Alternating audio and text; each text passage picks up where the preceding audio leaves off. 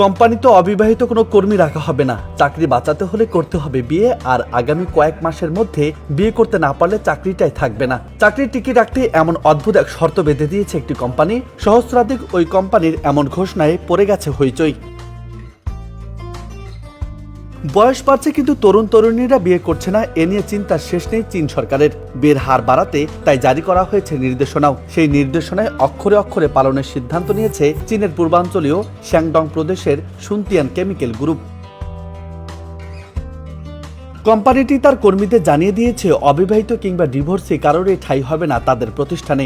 September মাস শেষ হওয়ার আগে কোম্পানির 28 থেকে 58 বছরে কেউ অবিবাহিত থাকতে পারবে না। প্রথমে জুন মাস পর্যন্ত সময় বেঁধে দেওয়া হয়, পরে জানানো হয় সেপ্টেম্বর মাসের ডেডলাইনের পরও কেউ যদি অবিবাহিত থাকে তাহলে তাকে চাকরিচ্যুত করা হবে। কোম্পানির ঘোষণায় বলা হয়, বিয়ের হার বাড়াতে সরকারের আহ্বানে সাড়া না দেওয়া আনুগত না থাকার লক্ষণ। 2001 সালের প্রতিষ্ঠা লাভ করা কোম্পানিটি লিওনি শহরের শীর্ষ 50টি কোম্পানির একটি।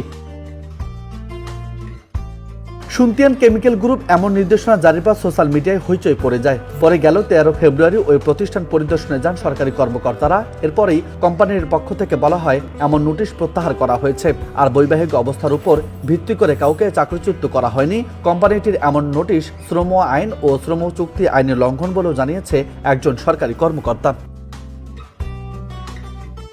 এদিকে চীনে দিন দিন কমছে বিয়ের হার। গেল বছরে দেশটিতে 61 লাখ বিয়ে অনুষ্ঠিত হয়েছে।